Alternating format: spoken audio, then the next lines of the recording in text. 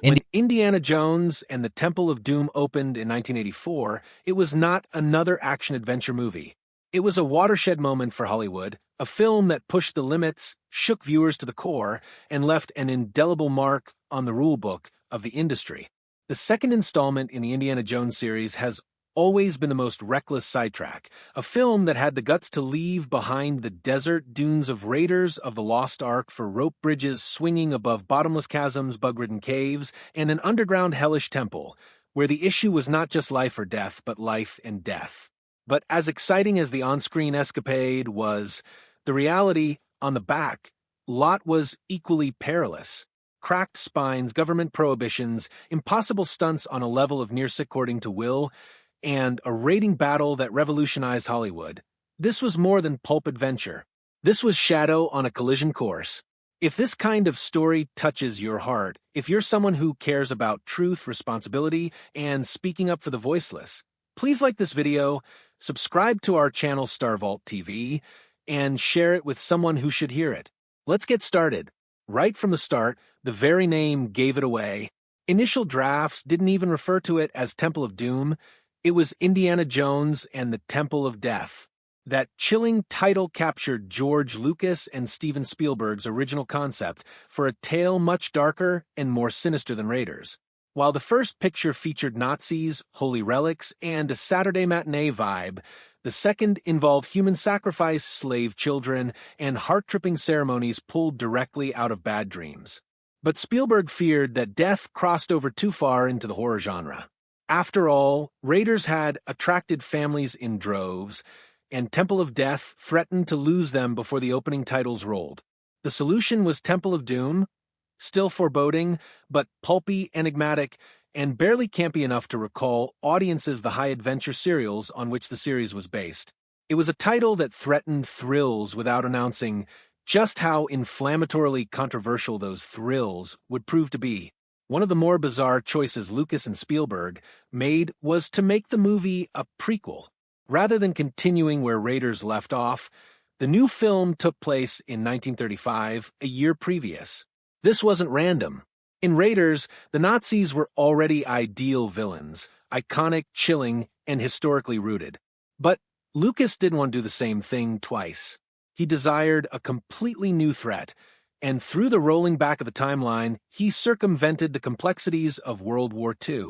The prequel environment gave access to the fictionalized Thuggee cult in India, presenting audiences with a villainous element that was mysterious and terrifyingly other. Most significantly, it allowed Indiana Jones himself to appear rougher and less defined. In Temple of Doom, he's not the virtuous hero who battles Nazis to rescue the world. He's a morally ambiguous adventurer seeking fortune and glory, a man still discovering what lines he's going to cross and isn't going to cross.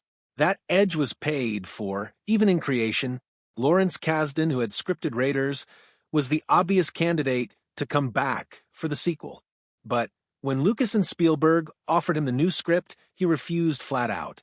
The blood rituals, slavery, and gruesome violence-filled script seemed to him mean-spirited.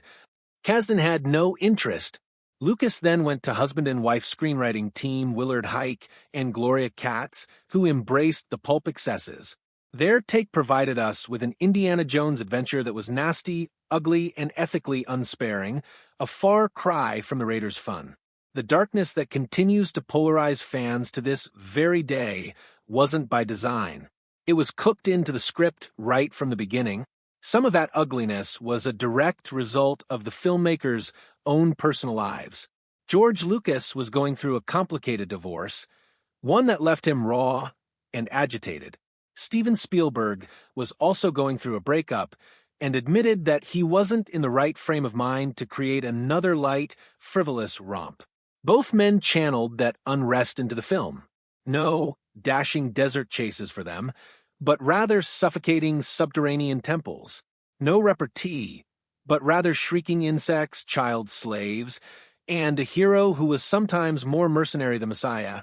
Spielberg would go on to refer to Temple of Doom, the black sheep of the series, a film influenced by where he and Lucas were emotionally. That tension, though, provided the movie with its bite. There was peril not only on the screen, but also in the process of creation. Not all aspects of production were dark, however. Occasionally fate supplied magic. Case in point, the tale of Ku Hui Kwan, the 12-year-old boy who was short round. He wasn't even allowed to audition. He had accompanied his older brother, who was auditioning for the movie. While Ku waited, casting directors saw Ku instructing his brother, reciting lines, and even blocking his actions. They brought him in on a read-through, and within one afternoon he charmed everyone, including Spielberg. Though he had no acting experience whatsoever, Ku's natural timing, charm, and boldness made him an overnight sensation. He could match wits with Harrison Ford, trading banter and emotional resonance as if he was a seasoned pro. Overnight, a boy who had just attended to watch his brother became one of the most endearing sidekicks in film history. If happy accidents occurred through casting, locations provided only annoyance. Spielberg and Lucas had initially intended to film in India, with government officials opening up to them breathtaking landscapes and temples. But when the Indian authorities read the script, they were appalled. The presentation of their culture, ritual sacrifice, starvation, slavery, was offensive, they complained, and politically hazardous. They would not give permission unless the script was rewritten in a major way. Spielberg and Lucas declined. Instead, production relocated to Sri Lanka, which stood in for India in the jungle and village scenes of the movie. Interiors were constructed on enormous soundstages back in England. The move provided them with more control, but the specter of that ban still hung over it. Ironically, Temple of Doom became notorious for its depiction of India without ever rolling a single frame of film within that country. The challenges did not stop there. Halfway through shooting, Harrison Ford experienced a piercing, incapacitating ache in his back. He was diagnosed with a herniated disc, a condition that would normally put him out of commission for months. But Harrison Ford was stubborn. For weeks he worked with the pain, reducing some stunts, but never giving up. His stunt double, Vic Armstrong, filled in for the riskiest parts, but Ford was back as soon as he possibly could, even when he had emergency back surgery in Los Angeles. In a few weeks, he was in Sri Lanka again, suspended on rope bridges and battling cult members. Spielberg would later say most actors would have closed down the production, but Ford's stubbornness kept the film on schedule. Indiana Jones wasn't only gruff on screen. Harrison Ford endured it.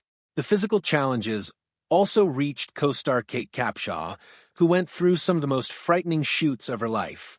For the notorious insect chamber, the production wrangled 80,000 live insects, including cockroaches and stick insects. Capshaw was so scared she reportedly took Valium before arriving on set. Nevertheless, she stood through days of shooting with bugs crawling on her face, hair, and costume. In another scene, her shimmery red sequin dress, worn in the Shanghai nightclub, became a nightmare on the set. The dainty fabric was easy to tear, and while filming in the jungle, an elephant tore a piece off with its trunk. To compound the problem, only one copy of the dress was made by the costume department. Each tear and bead had to be meticulously hand-repaired. Capshaw lived, laughing through portions of the mayhem. But her job was certainly one of the highest-maintenance acting gigs in the franchise. The crew, meanwhile, executed some of the most outlandish stunts in the franchise.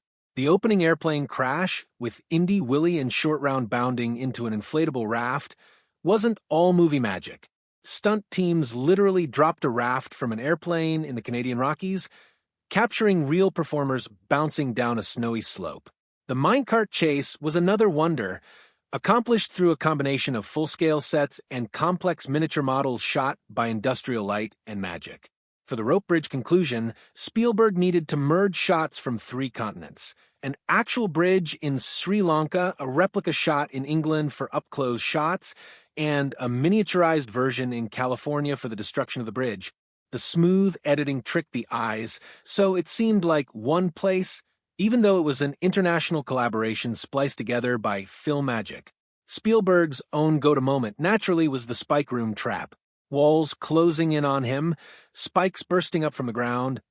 bugs everywhere. It was raw pulp brilliance.